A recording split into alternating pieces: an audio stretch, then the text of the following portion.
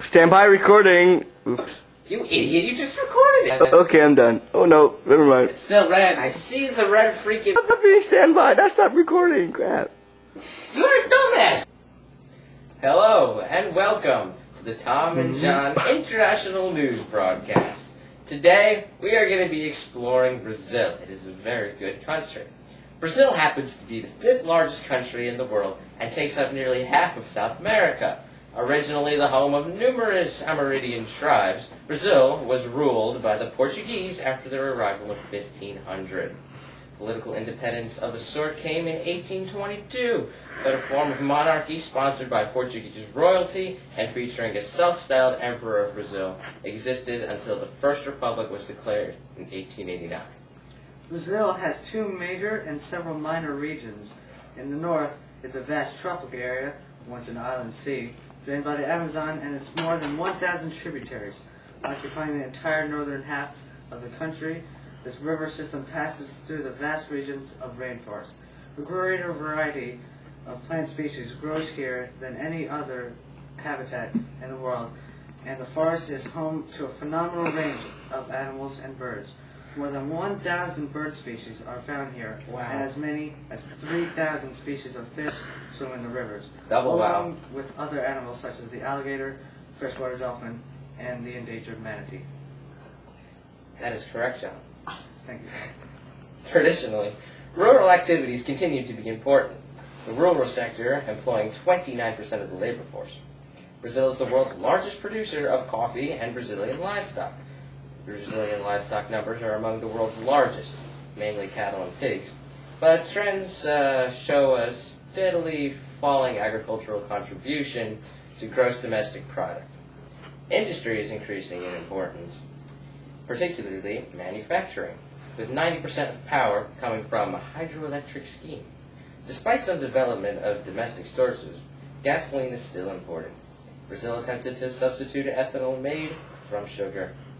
Brazil also has the largest population of Japanese outside Japan.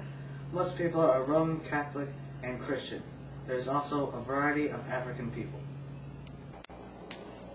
And now, we're going to take you live in the middle of the rainforest of Brazil, where my assistant Frodo will be interviewing one of the many Japanese people living in the rainforest of Brazil. Frodo, can you hear me? Hello, Tom. I can hear you fine. Today we are here with this Japanese person who lives here locally in the rainforest. What is the climate here like? Well, it's very hot and humid, as you can see here, and there's usually a lot of rain, but today there's no rain. It's actually quite nice weather. Wow, that's great. Anyway, you know the slash and burn techniques they're using today to cut down the rainforest to expand for farming. How do you feel about this? Well, I don't think it's very fair because, all this area right here, look around, it's all my house. I live here. Wow. Yeah, and they're just intruding and it's very rude and disrespectful. Yeah, I tree up see. is mine too. Timber. I see. Well, why are the loggers cutting down the rainforest? Well, they need farmland and they don't really care about Japanese people that live in the rainforest. So, Oh, that's terrible. Let me say, though, is that why are there no animals here today? I mean, when you're reading textbooks, you always hear about exotic wildlife, but there isn't anything here today. yeah, well, as you heard before, the loggers are really digging up the rainforest around here and kind of throwing all the animals away. That is horrible. Timber. Oh my god!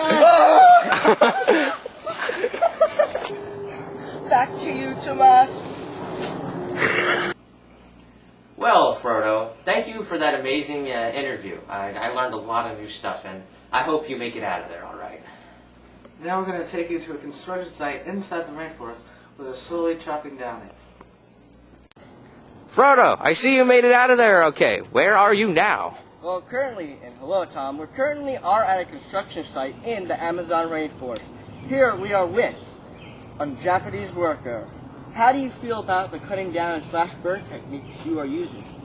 Well, I'm Colombian and the I slash apologize. burn techniques are very effective against these trees as they are all wet and simple slash and burn will get all these trees down in like 1 second. I see. Well, why are you cutting down the rainforest?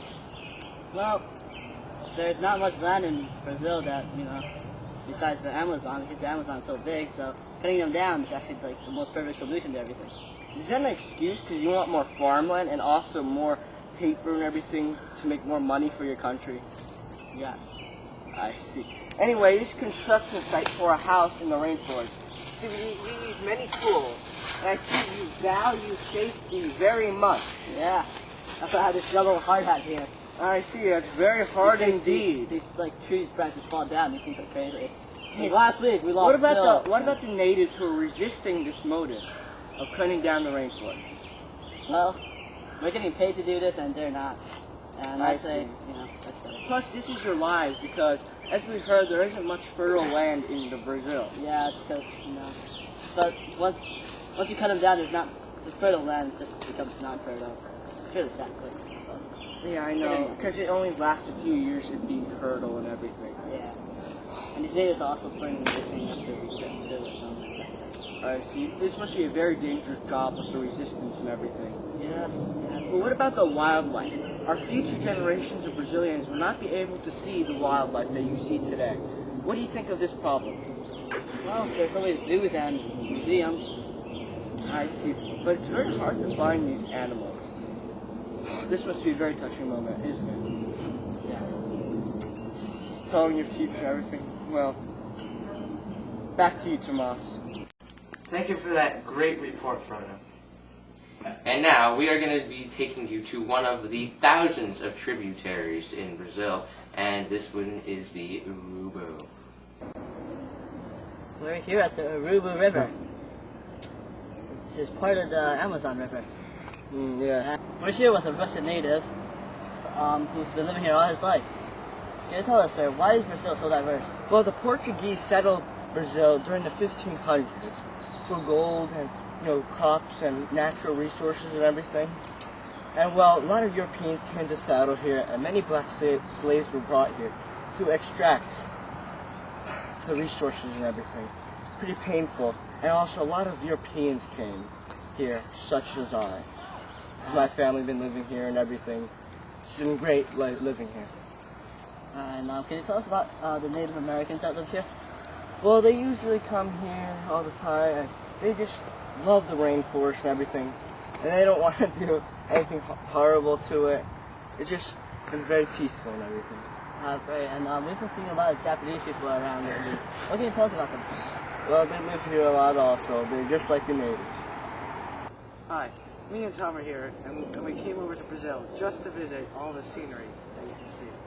I mean, here, you can see the world's most popular sport playing here in Brazil. I mean, Brazil is a huge soccer country. I mean, they've won more World Cups than any other country. They just love soccer, and soccer is definitely a big part of Brazil. Now crouch a little so you kind of catch John, the plants there. So, Tom, what problems have Brazil faced since 1930? Well, you see, back in the old days, back in the 30s, Brazil only had one cash crop, coffee. But then they decided to get more cash crops and start industrializing, and soon Brazil became a very industrial nation, and that led to many, many problems. Welcome to the beautiful waterfall in the Urubu River. So, Tom, what are some of the major choices that Brazil has to make? Well, Brazil's got a really difficult choice to make right now. They have a choice to either spend valuable resources to build more schools. Welcome to the beautiful waterfall in the Urubu River. So, Tom, what are some of the major choices that Brazil has to make? Well, Brazil's got a really difficult choice to make right now. They have a choice to either spend valuable resources to build more schools to educate all the poorer people in Brazil, or they can use the money to invest and expand their economy. I'm afraid they still haven't made that choice, and they don't know what they're going to do. But who knows what's going to happen. All right, that's the end of our international news report on Brazil. Thank you for joining us today. I'm Tom. And I'm John. And have a nice day.